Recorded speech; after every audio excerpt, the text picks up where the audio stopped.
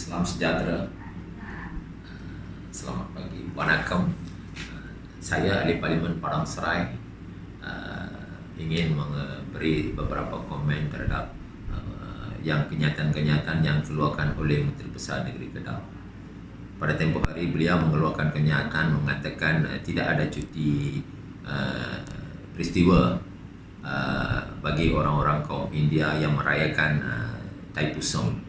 Bagi saya, Thaipusam walaupun kita ada dalam keadaan COVID pada masa ini, di masa yang sama kita menghormati keputusan kerajaan mengatakan kita tidak boleh mengadakan perayaan-perayaan beramai-ramai. Tak apa, kita terima.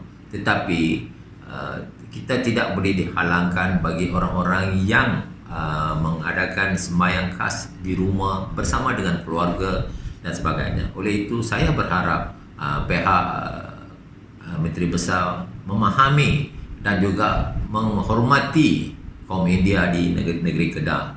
Sebelum Menteri Besar Negeri Kedah mengeluarkan kenyataan-kenyataan, perlulah bergabung dengan beberapa NGO dan juga ketua-ketua dalam agama dan sebagainya untuk bincang lebih dalam dan memberi putusan yang boleh diterima oleh rakyat semua. Pada masa ini beliau mengeluarkan satu-satu kenyataan yang boleh katakan mensakitkan hati kaum India.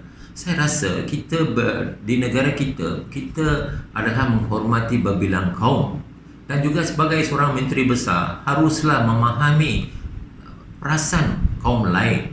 Janganlah keluarkan satu-satu kenyataan yang memarahi oleh rakyat. Saya tidak mensentuh mana-mana agama dan sebagainya, tetapi bagi agama Hindu, sekiranya mereka tidak beri cuti dan sebagainya, itu menyentuh perasaan mereka. So saya rasa Menteri Besar harus kaji balik, dan juga beliau perlu menghormati kehendak-kehendak kaum India di negeri.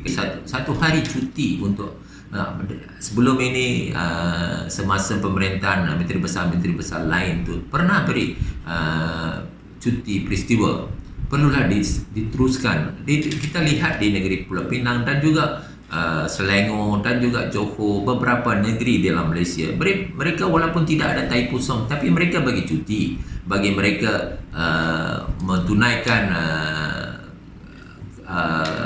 perayaan itu. So oleh itu bukan saja kalau perayaan itu tidak ada di Kowil dan juga itu tidak mana, tapi mereka boleh ditunaikan. Mereka itu sembahyang itu boleh beradakan di rumah, tak ada masalah. Sebenarnya mereka akan adakan puasa, mengemakan sayuran, dan juga mereka akan tunaikan apa mereka niat. Itu perlu diutamakan. Saya rasa dan saya ingin memberitahu kepada Menteri Besar, walaupun Menteri Besar ini adalah daripada golongan PAS, janganlah kita mengadakan sensitif yang merasa kemarahan kaum lain. Banyak perkara-perkara telah dilakukan di negeri Kedah, membicarakan Kowil dan sebagainya, dan beri macam-macam alasan dan juga mensentuh perasaan mabuklah dan itulah inilah. Bukan semua kaum India ni adalah orang mabuk. Ada orang yang baik, ada orang ni. Kerana menjadi orang mabuk ni kerana pihak kerajaan lah tidak ambil berat tentang kaum India.